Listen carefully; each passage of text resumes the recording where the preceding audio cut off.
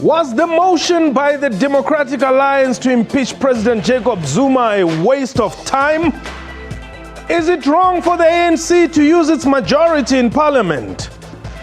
Was the ANC's victory over impeachment a sign of democratic centralism? Where to from here for the opposition parties? What time is it? It is question time.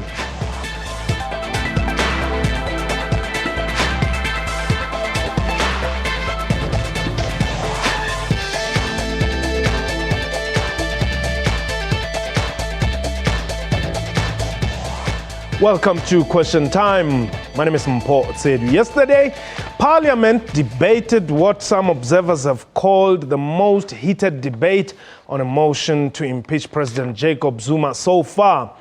Once again, the ANC used its majority against President Zuma's removal, with 233 votes against his removal, while only 143 members voted for his removal. Meanwhile, civil society organizations have called on South Africans to stand up against the president after efforts to impeach him in the National Assembly failed to materialize. We are live. You can call us. The numbers to dial 089-110-4210. Our Twitter handle at QuestionTime24. My guest today, a legal expert, Advocate Mpho Tsedu.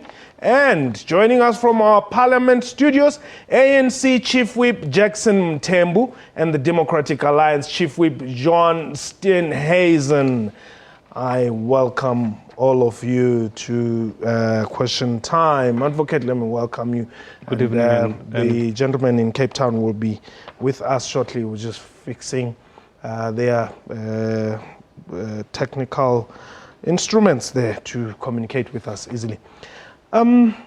Legally, what has happened yesterday, the majority of National Assembly members voted against the impeachment of President Zuma. Is it not chapter closed? Legally speaking, you can surely say it was a chapter closed. Yeah. And we live in a constitutional democracy, and it's the majority rule. Mm-hmm. You know, so if it has been voted and then the outcome was in the favor of the majority, I think that's the end of the matter in terms of parliamentary processes. Mm. But then, outside parliament, because this opposition parties are saying we are going to meet you in court. The challenge is what is prescribed in terms of our constitution.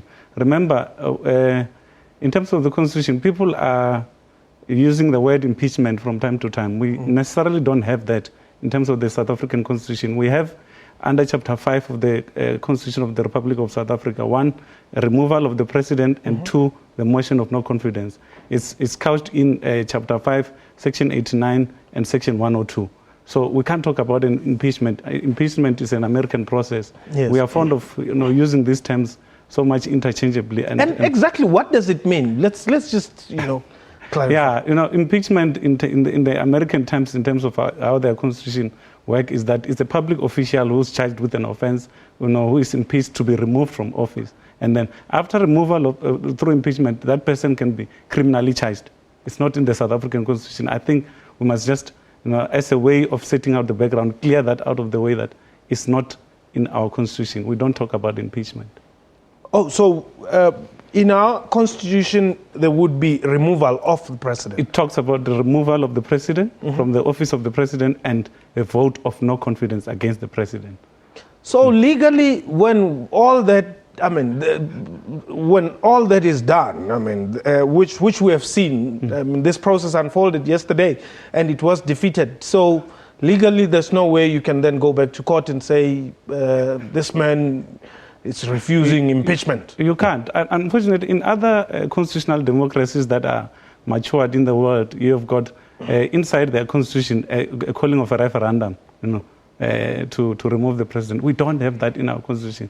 We might so wish now that that could have been the case. But, even the options of Section 89 that we're speaking about of Chapter 5 still has to be to be worked in terms of the procedures by the parliament itself as to what are the stages that has to be followed relating to the removal of the president. Because it speaks of three instances: a violation of the constitution, a gross misconduct, and the last one is inability to perform your duties. Like if the president is sick or anything like that. Okay, let's go to Parliament and just welcome Jackson Mthembu there and John Steenhuisen. Jackson Mthembu, welcome to Question Time and congratulations on your election as Chief Whip there. Thank you very much, and also to your viewers. But I want to start with John Steenhuisen there, Jackson, if you just allow me, because the legal expert here, John, is saying that legally, as opposition parties, you no longer have any grounding to remove the president. Is that how you understand it? Well, certainly we would accept the fact that no court of law can ever remove the president. That is certainly enshrined in the separation of powers. So technically that argument may be correct, but I think there's still a long way to go in this matter in terms of legal challenges to both the process yesterday as well as the conduct of members of parliament who had sworn on the floor of the National Assembly and signed an oath before the Chief Justice to uphold and defend the Constitution of the Republic of South Africa and all laws.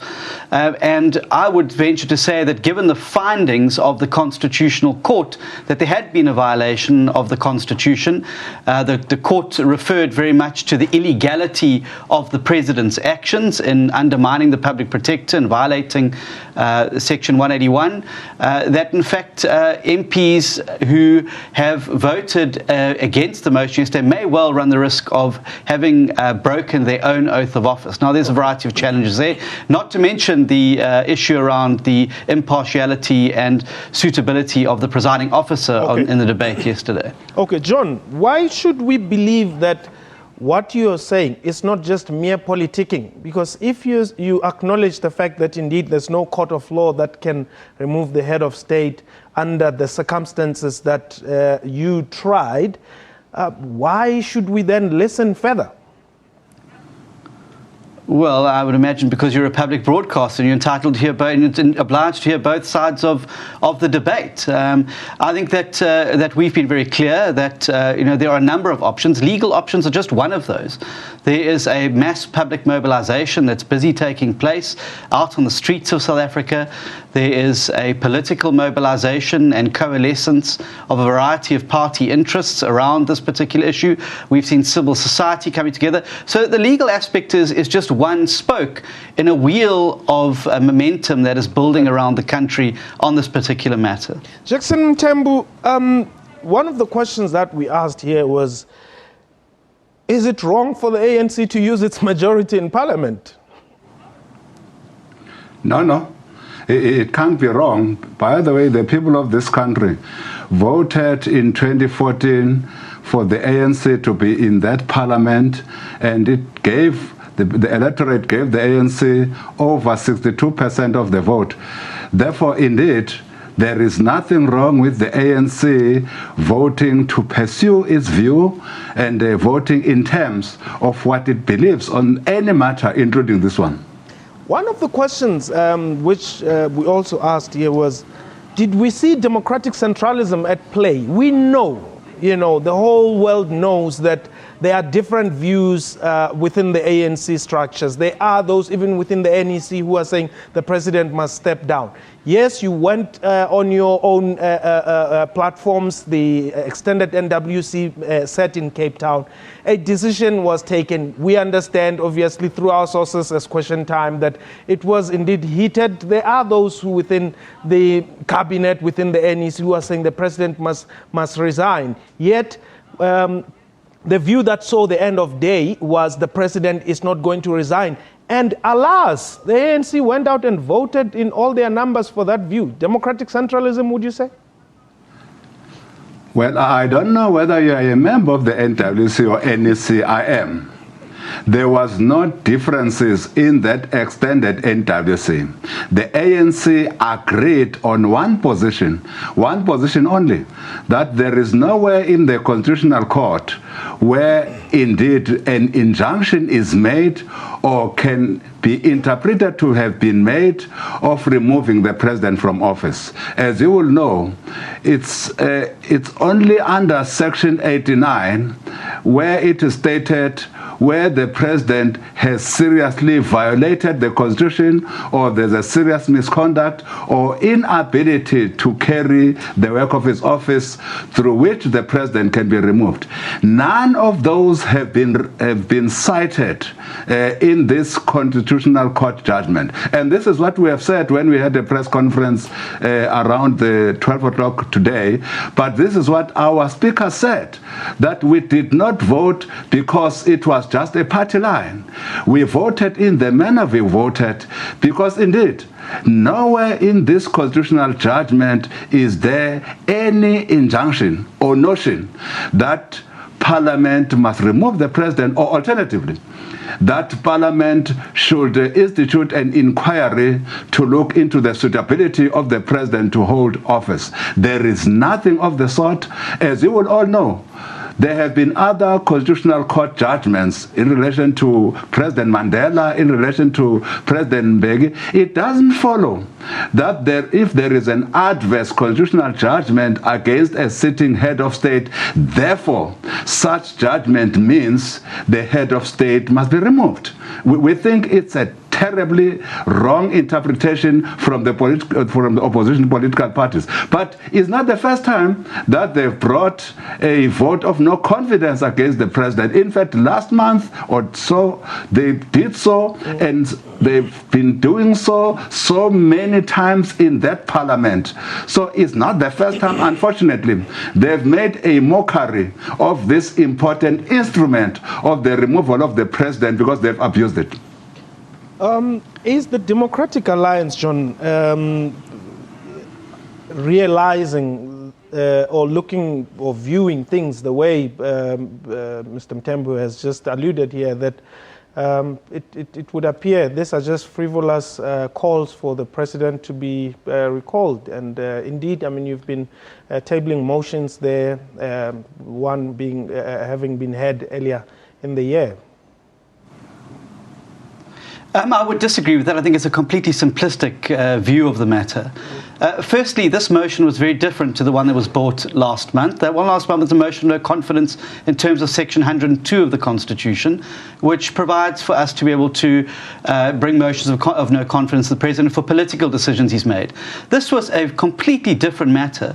For the first time ever in the post-democratic South Africa, you have a situation where the highest court in the land, unanimously, has ruled that the President of the Republic of South Africa behaved in an illegal way, that he violated the Constitution, that in doing so he violated his oath of office and undermined a Chapter 9 institution by failing to implement the remedial action, and if he was unhappy with the remedial action, to approach the court. These are clear grounds. The Chief Whip of the ANC is correct. The court would never, and it sets it out very clearly in the judgment, if you read it, about the jurisdiction of the court and the lengths to which the court could go. Of course, as I said earlier, the court could never dismiss the president. Only the National Assembly is empowered to do so. But what they have done is thrown the most solid ball out of the scrum that anybody could ever hope for, setting out a very clear case of constitutional violation of the law of the Republic of South Africa, illegal behavior of the president, and undermining of a Chapter 9 institution. It is a clear-cut case. It would have been wrong for the opposition not to table this motion, given the landmark ruling, a unanimous judgment that came out of the court last week. Okay. A reminder that you can call us and air your views on the numbers on your screen there, 089-110-4210, 089-110-4210. We're going to take a quick break. When we return, we'll continue our discussion. This is Question Time.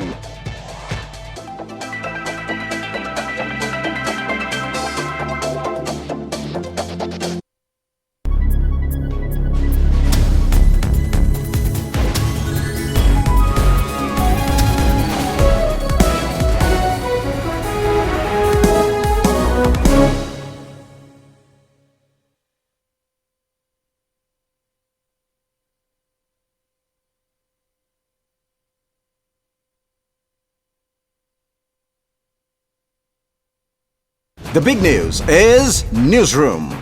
We also stream live on YouTube. Whether you're at home, at the office, or at the gym, wherever you are, Newsroom is right there with you. Bringing you all the latest news, updates, sports, weather, and everything in between. Get all the latest news you need on the go via live streaming on our YouTube channel. That's Newsroom, weekdays at 9 a.m. only on the SABC News Channel.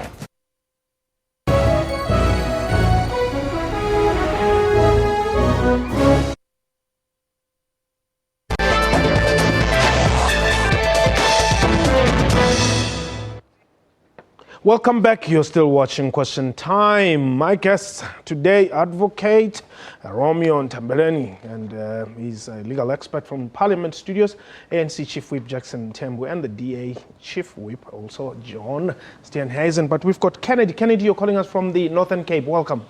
Yeah, how are you? I'm well. Thanks for the call, Kennedy. Okay. Please, I just want to... this is question time. I want you to communicate this question to Mthembu. He's listening. That if someone has violated or have failed to defend the Constitution, if someone have not kept to his oath of office, is it not the same thing as violating his Constitution? Okay, thank you very much. I'm sure you had that question.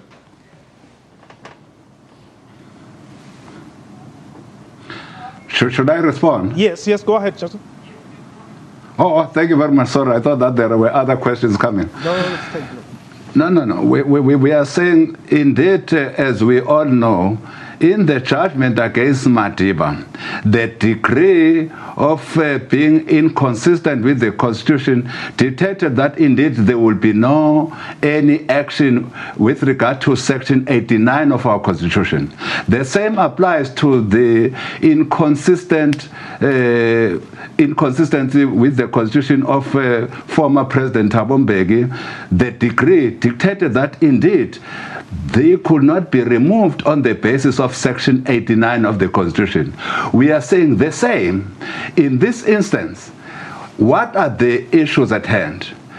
President Zuma was supposed to uphold and implement the recommendations and remedial measures put forward by the public protector.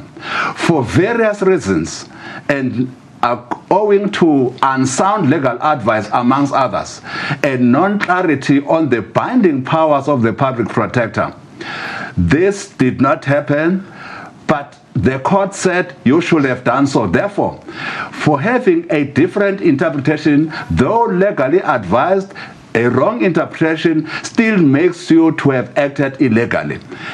But it didn't say you acted in so a serious manner to breach the Constitution. That's what the court has not said.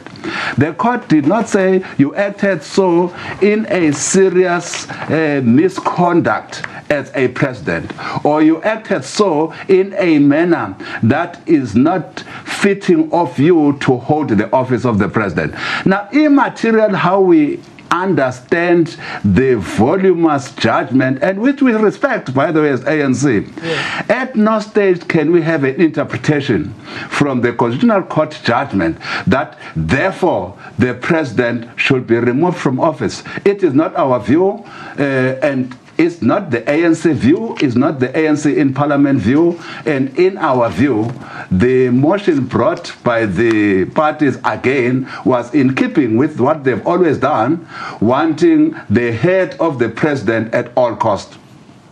Machani, you are in Limpopo. Yes, sir. I want to speak to Comrade Mthembu. He is listening. Hello? He is listening.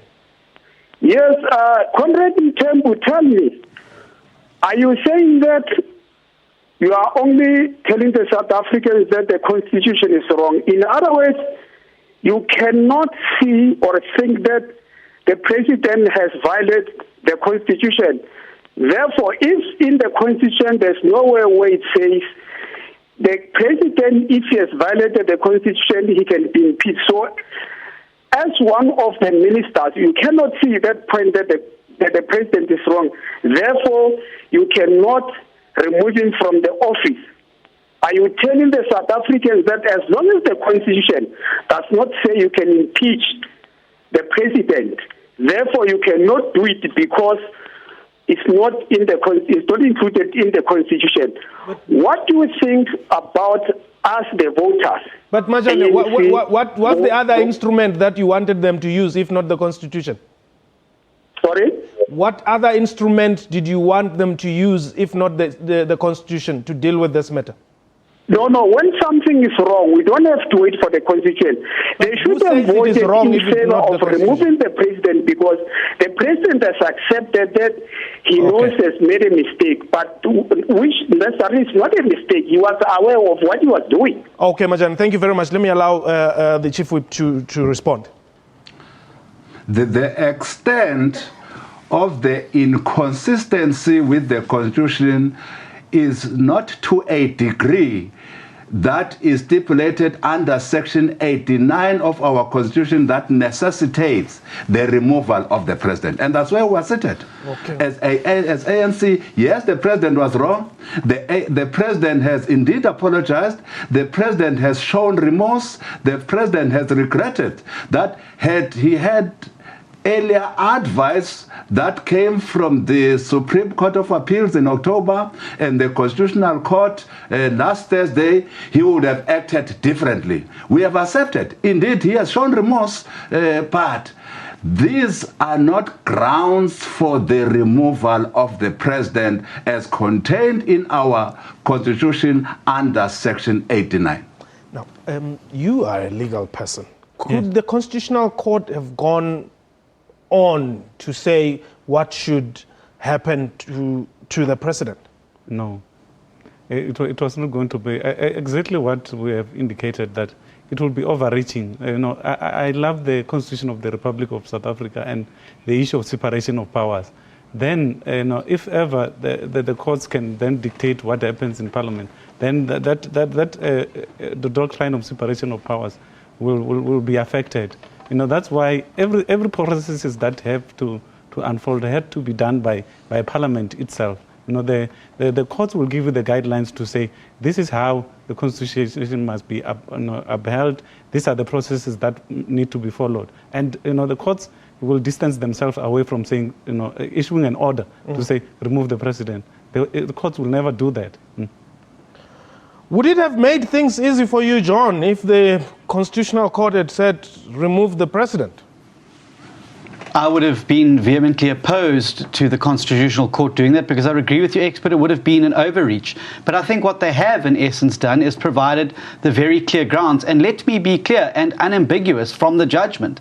The judgment itself said that the President failed to uphold, defend and respect the Constitution, and this failure is manifest from the substantial disregard he had. And secondly, that even though he may have received bad advice, it does not detract from the illegality of his actions. These are very strong words. The Constitutional Court, as I said, has done its job. It has stopped at the borderline that it could go to, and it passed the ball to the legislature to fulfill its constitutional obligations. We believe the legislature has failed at that test. Okay.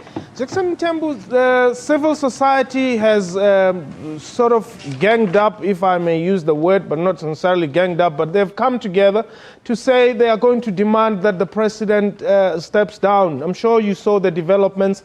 They were briefing the press earlier on today. What's your reaction to that? You will know that indeed our interpretation of this court judgment will be dissimilar to that of our friends and my friend here, John, Honorable Steenhuisen. Equally, we are prepared to engage with any of South African society, whether civil, business, religious, as the African National Congress and as members of the ANC in this parliament. Because indeed, we voted in the manner we voted because we believe that there was no intention on the part of the court that we should remove the president. But secondly, even when you follow the line of arguments that come from the Constitutional Court itself, I agree with Honorable Steenhuisen that the court says that inconsistency with the Constitution does not remove any illegality. We agree. That's why the president said, had I known earlier. But you will know that there was also another court judgment, a lower court, the Western Cape High Court, on this matter. That did not categorically speak to the binding nature of the powers. Now all of us have clarity on the powers. Therefore, the court did take this into account, wrong advice, judgments of lower courts. Therefore, it could not have been the intention of the court that as Parliament, we must remove the president. But of course, we must censure. But the president has already shown regret. Thank you very much, gentlemen. Unfortunately, we are still a half-hour program so far. So let's hope we'll have more time next time to discuss this matter. But that was question time for today. A big thank you from me and the crew. Have yourself a wonderful time. Goodbye.